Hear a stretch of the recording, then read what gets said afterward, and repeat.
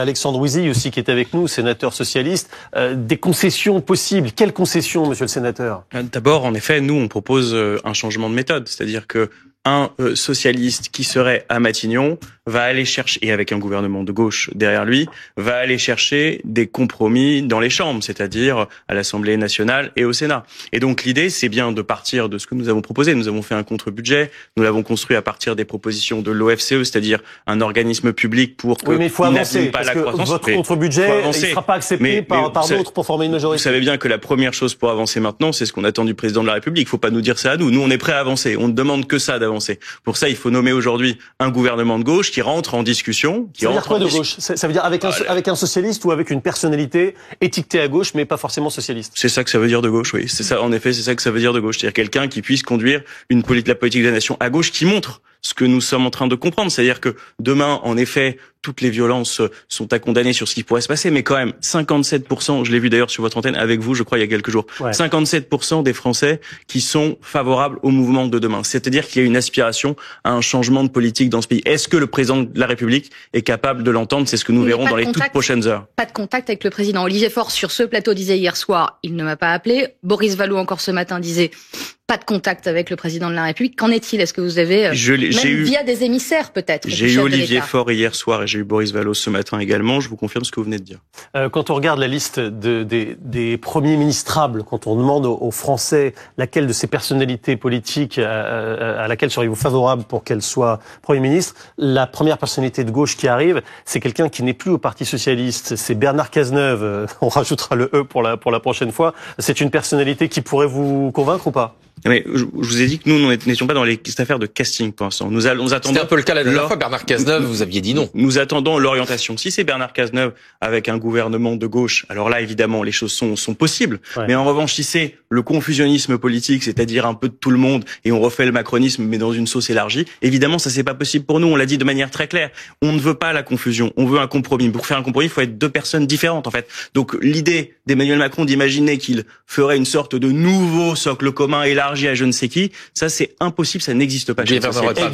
Diaz est face à vous, députée de la Gironde, vice-présidente du Rassemblement national. Dans les personnalités qui ont été sondées pour le sondage qu'on vous a montré tout à l'heure, c'est Jordan Bardella qui arrive en tête devant Marine Le Pen. Sauf que aucun de ces deux ne figure dans la liste qu'on est en train de voir en ce moment sur les possibles successeurs à François Bayrou. Est-ce que malgré tout, vous êtes prête, vous aussi, à peut-être un compromis et à dire on va attendre et voir, et peut-être quelques personnalités issues de la droite, on ne les censurera pas forcément systématiquement. On entend beaucoup parler de Sébastien Lecornu, par exemple. Oui, en fait, je pense que tout ça c'est de la spéculation parce que il suffit pas qu'un Premier ministre trouve grâce aux yeux d'Emmanuel Macron. Il suffit surtout qu'un Premier ministre ne soit pas censuré par l'Assemblée nationale. Or, en l'état actuel des choses, avec les trois blocs qui existent, c'est une équation impossible. Et c'est pour ça qu'avec Marine Le Pen, nous réclamons la dissolution de l'Assemblée nationale. Oui, mais il y a urgence. En fait, le budget, c'est avant le 15 octobre. Précisément, justement, c'est pour ça que je vous dis qu'il faut qu'Emmanuel Macron fasse preuve de responsabilité, qu'il arrête de perdre du temps, parce qu'en fait là, tant qu'on fait la tournée des castings, qu'on se dise oui, lui ça serait bien, lui ça serait bien, ça ne fonctionnera pas. Et donc pendant qu'Emmanuel Macron perd du temps ou en gagne, suivant de quel point de vue on se positionne, mais qu'est-ce qui vous dit qu'une dissolution, nous prenons du retard. Pourquoi ça clarifierait les choses? Pourquoi ça clarifierait les choses? Là en fait, nous avons une certitude, c'est que jusqu'en 2027, il n'y aura, si on reste comme ça, il n'y aura aucun Premier ministre qui ne sera pas censuré tôt ou tard. Tandis que la dissolution, c'est ce qui permet de rebattre les cartes. La France est dans une situation de blocage, et pour sortir de cette paralysie, en démocratie, c'est sain de retourner aux urnes. Donc là, en fait, en retournant aux urnes, on se donne une chance d'avoir une majorité absolue que vous n'avez pas eu l'année dernière. Alors là, en fait, ce qui nous garantit aujourd'hui, c'est qu'il n'y a pas de majorité absolue, vous voyez. Donc en fait, entre deux situations, une où on a une certitude, pas de majorité absolue, un Premier ministre qui sera systématiquement renversé. Quelle est la situation actuelle? Quelle est la situation actuelle où se donner la possibilité à la France d'avoir une majorité absolue. Écoutez, entre une certitude et une possibilité, moi je me dirige vers la possibilité de donner une majorité absolue à l'Assemblée nationale.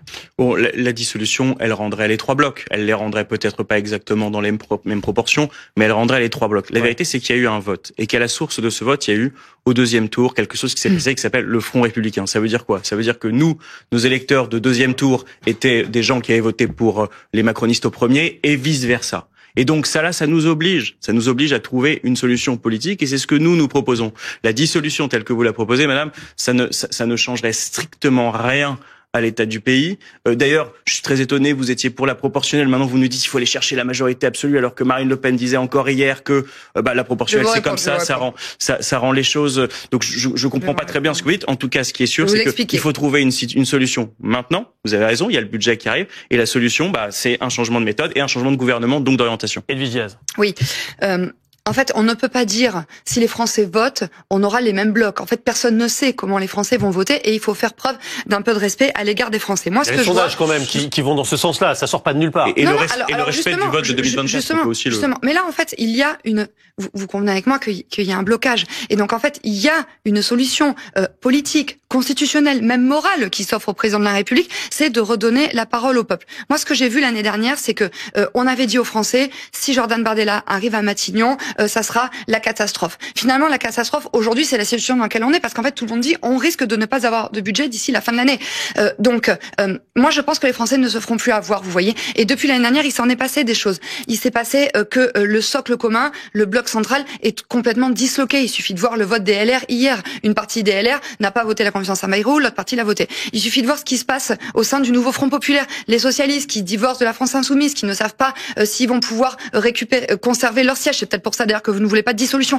Et ce que les Français ont vu, c'est que le Rassemblement national est un parti responsable, prêt à gouverner. Le Rassemblement national est le parti politique préféré des Français. Alors, et donc c'est pour ça que moi je pense que le résultat des urnes, s'il y avait une dissolution annoncée ce soir par exemple, eh bien pourrait tout à fait être différent que celui qu'il y a eu l'année dernière. Prenons le pouls justement des Français. Que pensent-ils de cette crise, de cette situation? Sont-ils consternés? C'est Benoît Ruiz qui va nous le dire, parce qu'il est dans les rues de Cannes depuis ce matin, et il sonde les gens qui sont autour de lui. Bonjour à vous Benoît, c'est quoi les réponses que vous entendez majoritairement? Écoutez, déjà le départ de François Bayrou est un non-événement. Ici, tout le monde s'y attendait. Tout à l'heure, nous étions à côté de la vendeuse de journaux. Je lui ai demandé, alors, est-ce que les gens se sont intéressés? Est-ce qu'ils ont acheté plus de journaux pour voir un peu ce qui se passait? Aucunement, aucune incidence sur les ventes. C'est déjà un premier signe. Ensuite, quand on leur parle aux Cannois, c'est vrai qu'ils sont plutôt quand même lucides sur la situation du pays. Alors, certains sont désabusés, on va pas vous mentir, voire en colère, mais d'autres sont inquiets par rapport au climat politique et justement à la jeunesse. Ils sont peu nombreux à croire à une solution, même si certains veulent rester optimistes. Oui, il y en a encore qui veulent y croire, qui y a un fond d'espoir en eux. Oui, il y en a, je vous assure. On va écouter ces quelques réactions au micro de Christopher Lhomme.